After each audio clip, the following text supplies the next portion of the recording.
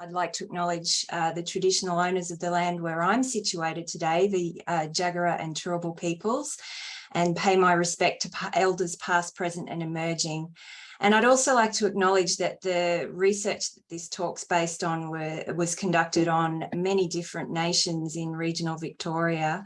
I'd like to acknowledge elders past, present and emerging on those lands and everywhere in leading the way in this vital cultural work that's focused on education and wellbeing for First Nations communities. So the score, developing participatory approaches to theatre in health education. This is a collaborative project between the University of Melbourne and ILBIJERRI Theatre Company, which is Australia's longest established First Nations theatre company. And the project is supported by a First Nations advisory group of senior knowledge holders. ILBIJERRI has a long history of performing plays for social impact. So aside from their incredible main stage program, since about 2006, they've been producing social impact performances that are centred on educational theatre for wellbeing in First Nations communities. Most of these have been written and or directed, I should say, by the amazing Kamara Bell-Wykes, who is a Jagera Butchula theatre maker and artist based in Melbourne. And Kamara and I are working very closely on this project together. So those works have covered, those social impact works have covered all kinds of issues ranging from hepatitis C, bloodborne viruses, domestic violence and self-harm. So Kamara approached me over 18 months ago, perhaps 2 years ago, because she was starting to think through how those performances might become more community engaged and participatory. They were hugely successful and they toured into many regional communities around the whole country, but they were researched and written and developed in Melbourne and then toured in a kind of fly-in, fly-out model. And Kamara was wanting to explore a way to make these more participatory, more community engaged, and to centre the target audiences in the storytelling process. So that's where the idea for the score started to emerge. And this was because the Department of Health and Human Services approached ILBIJERRI to commission a new work that would focus on sexual health education and sexually transmissible infections for young First Nations peoples. So then, as our collaboration unfolded, I was able to get some funding from the Australian Institute of Aboriginal and Torres Strait Islander Studies to wrap research around the development of this model. And the project draws on a strong legacy of First Nations cultural healing business going over millennia and theatre-based approaches to health education globally. So it's kind of at the intersection between those.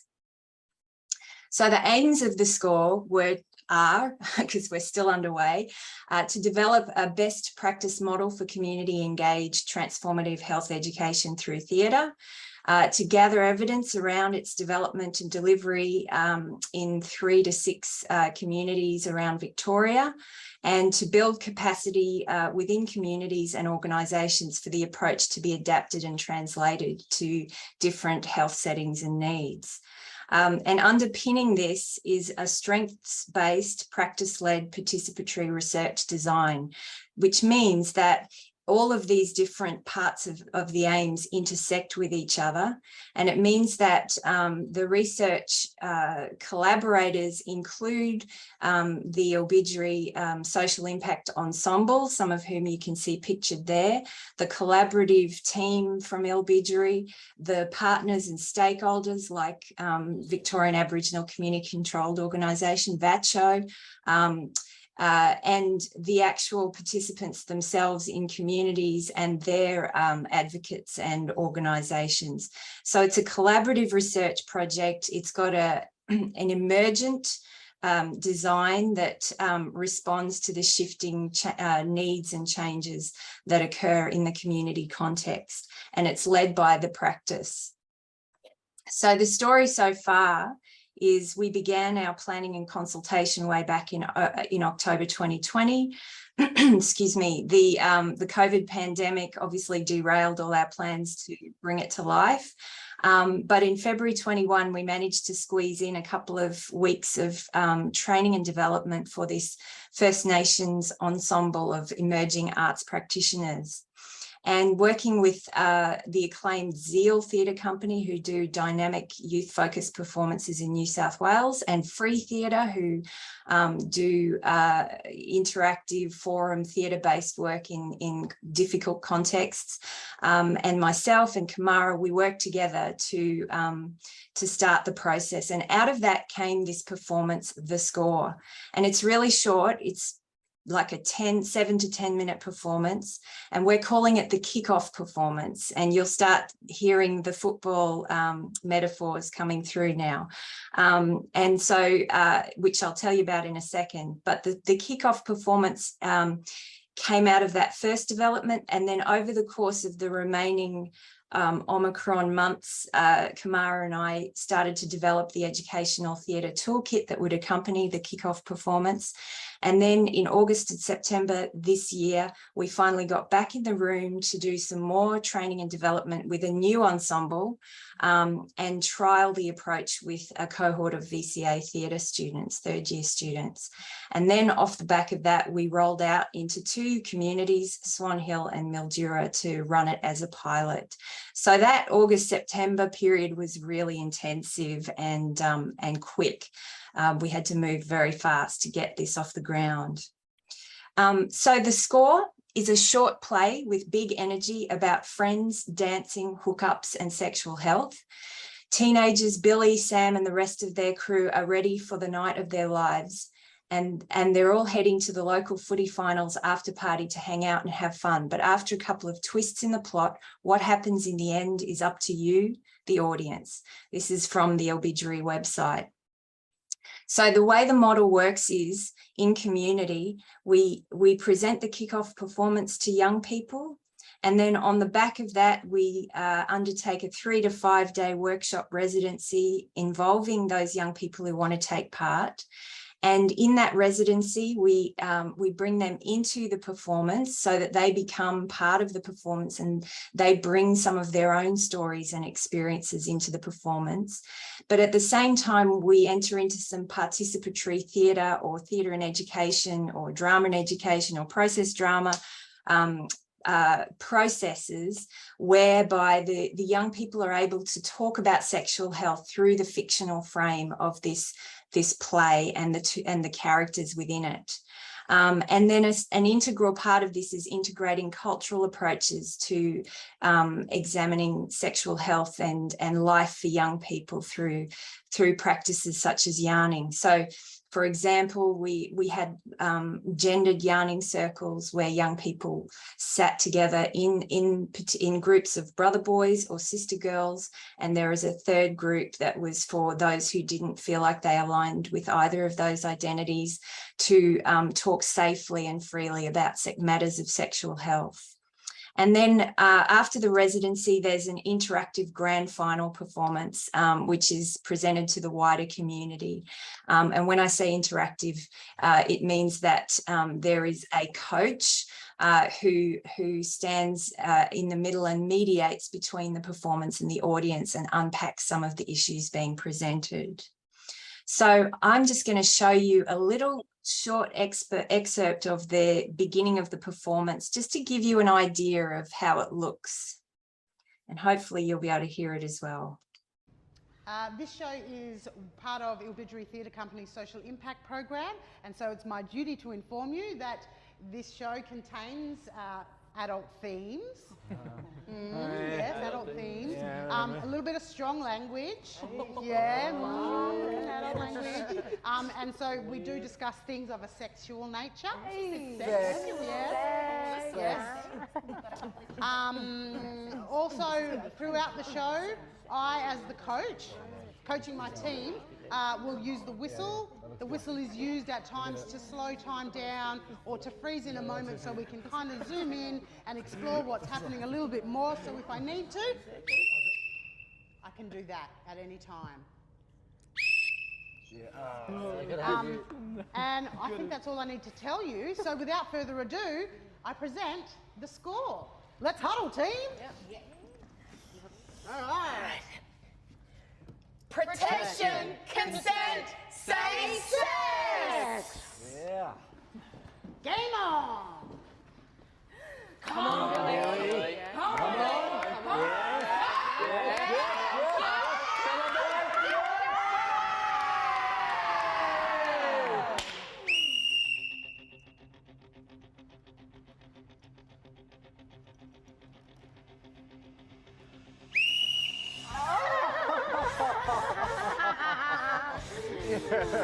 Our boy Billy, eh? They'll all be after him tonight. You'll be a grandma in 9 months, eh?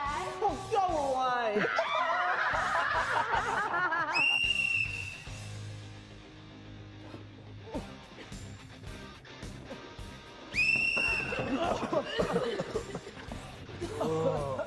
What's the score? Looks like I'll be the one scoring tonight.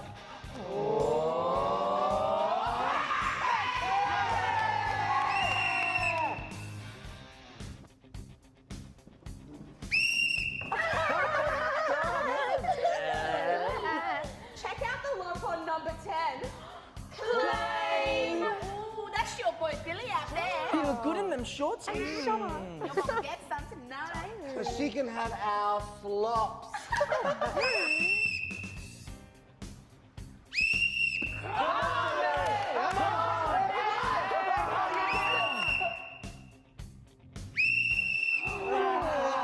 Fucking Billy! We're going to the after party.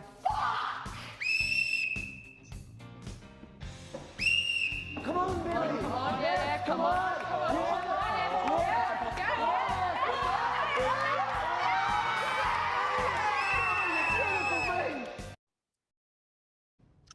This Okay, sorry.